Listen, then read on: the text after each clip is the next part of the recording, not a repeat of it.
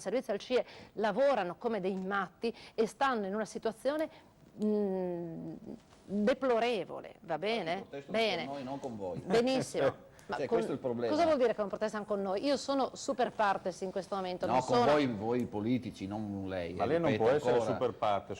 Invece sì, perché sono una rappresentante dello Stato. Io faccio dei sindacati, non siamo qua in veste di polizia. Forse probabilmente lei in questo momento 8.300 persone. non è super partes. Comunque ci sono queste persone che lavorano all'interno del CIE e che non presidiano il territorio e che di fatto per regolamento loro non dovrebbero entrare minimamente in contatto con i cosiddetti ospiti. Esatto. E in contatto dovrebbero entrare solo ed esclusivamente le persone che lavorano per la Connecting People. Piccolo inciso, queste persone non ricevono stipendio da maggio, va bene? E hanno ricevuto solo da poco, di recente, non so se 1 o 2 mensilità. Allora capiamoci. I poliziotti non prendono gli straordinari per i servizi che fanno. Questa è una domanda che volevo farle. Quanto prende un poliziotto che lavora fuori dal CIE? Certo non può avere 5 figli, non può avere un appartamento grande per ospitare qualche ospite. No, va bene. La parola, il gioco sì, ho capito. Però 6 euro per stare lì. 6 euro in più? In più. Per capire. Mancano gli straordinari da un anno però. Comunque l'elenco era i telefonini, la mensa, loro non hanno diritto di poter accedere alla mensa. Avevano un campetto da calcio a cui non possono accedere, quindi sono chiusi dentro queste vasche, perché vengono chiamate così, chiuse su 6 lati, non possono andare a tirare 4 calci, stanno 24 ore su 24 a meditare come scappare da quel posto. Padrone, la vedo prendere appunti, una battuta e poi andiamo in pubblicità. Sì, volevo ricordare che l'episodio che raccontava l'onorevole Pellegrino, hanno questi non solo non volevano scendere, premetto che nessuno li ha chiamati, gli ha detto venite in Italia, il fatto che mi dicano non vogliamo stare più in Italia, non vogliamo mettere piedi in Italia perché poi non ci manda più via nessuno, quindi non li ha chiamati nessuno, questo sapevano che andavano in Italia. Però hanno fatto dei danni, circa 1.000 euro di danni su quelle corriere che hanno pagato io, chi sta qui, chi a casa ci segue.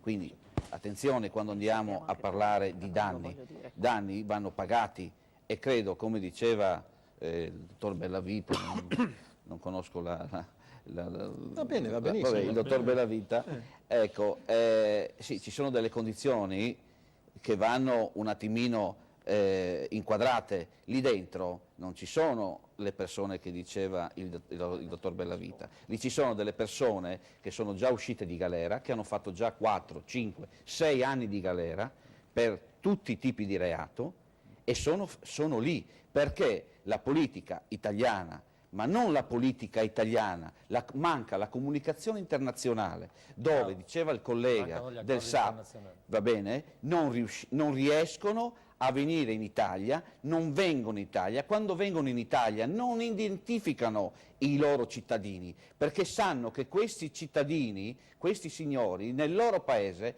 hanno creato problemi.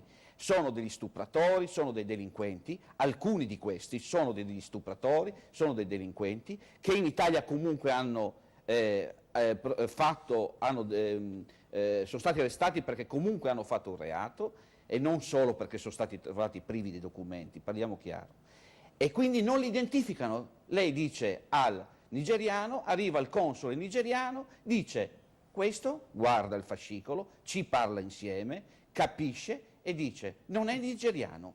Questo succede in Italia. Signori, voi sapete, l'onorevole Pellegrino sa che non più tardi di qualche giorno fa noi abbiamo fermato delle persone e ci hanno detto che erano afghane. Benissimo, afghane. Sa cosa significa oggi avere in Italia un afghano? Bene, facciamo tutta una serie di piccole indagini, perché ora bisognerà iniziare un iter. Scopriamo che è stato cacciato dal Belgio, che il Belgio non l'ha voluto. Ho capito. Ma in Italia siamo... Sì, ma non è per il Papa, no. Non è perché c'è il Papa. In Italia tutti possono venire. Quindi io non ho capito poi il passaggio che col poi Papa, il poliziotto diventi fascista. Il poliziotto non è fascista come viene incriminato. No. Ho indicato. Il poliziotto fa parte dello Stato.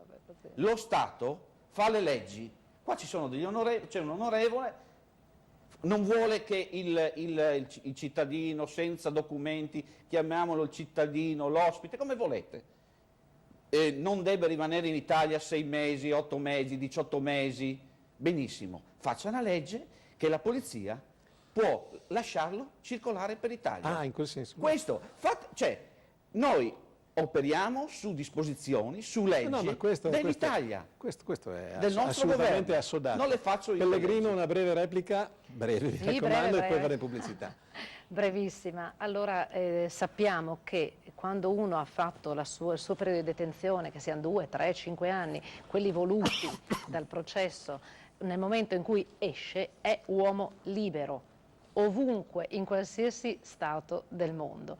Per cui queste persone hanno già espiato la loro colpa all'interno del carcere, per cui non possiamo continuare a replicare qual è il motivo per cui sono stati detenuti. Il problema di fondo è che nel periodo in cui sono detenuti in carcere dovrebbe cominciare l'iter dell'identificazione, invece comincia nel momento in cui escono dal carcere, per cui entrano in questa struttura che è una sorta di camera di compensazione dove si trovano peggio di quando erano in carcere, si trovano tra persone, come abbiamo detto prima, alcuni che hanno perso lavoro, altri ex detenuti.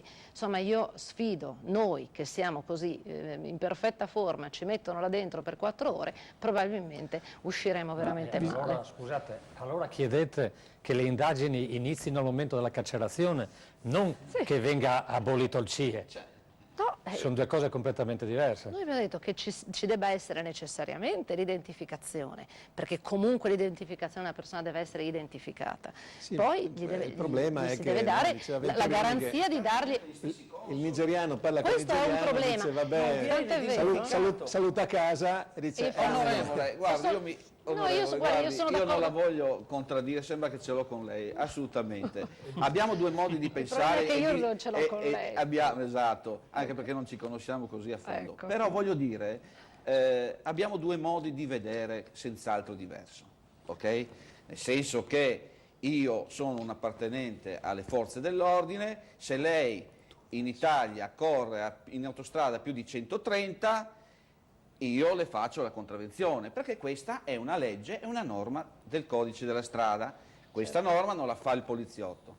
Se lei vuole che questi signori non vengano e non soggiornino, non stiano al CIE, perché innanzitutto lì non vengono identificati, bisogna fare le leggi, come le dicevo prima, che si può correre a 140 e nessuno le dà la contravvenzione se le va a 135. Allora la stessa cosa per quelli che sono a casa.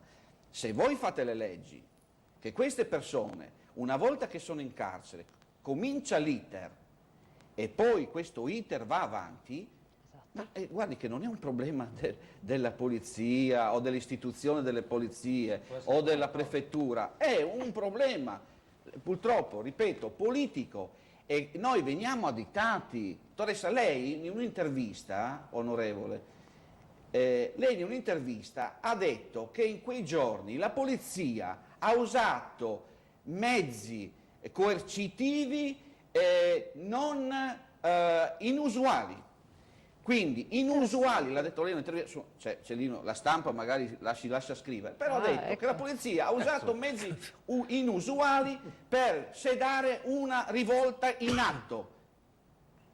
Allora attenzione a quello che diciamo, perché la polizia interviene con lacrimogeni se lì c'è scritto che non si può stare. Voi dite che quelli possono stare, alla polizia non interessa nulla se quelli stanno. E questo il concetto. Anche lei però si allarga abbastanza. Facciamo una piccola pausa, poi riprendiamo dalla Pellegrino.